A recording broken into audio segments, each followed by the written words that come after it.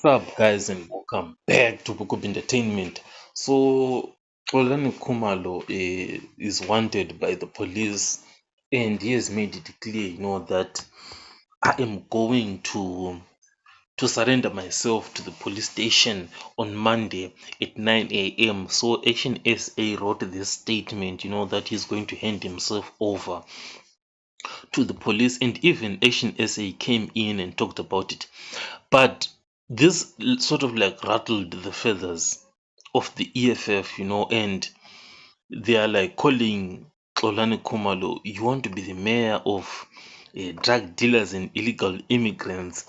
Like, what are you trying to do here? Because you seem to be focused on one thing only, and the only thing that you're focused on it's illegal immigrants and drug dealers.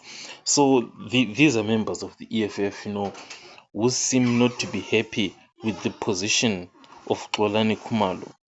So it's kind of surprising to me why, these EFF members are not happy with whatever Xolani Khumalo is doing. I mean, you have Helen Zille out there.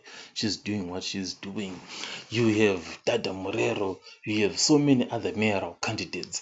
But here you have Xolani Khumalo trying to fight, or rather, trying to solve these issues of drug dealings and illegal immigrants.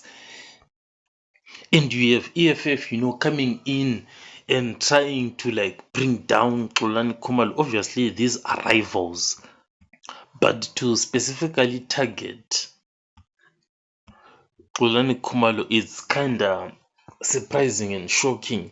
But at the same time, it's not shocking and surprising. I mean, there's something about the EFF in the issues of illegal immigrants and something like that, it's kind of difficult to understand, and also at times it's not even that difficult to understand.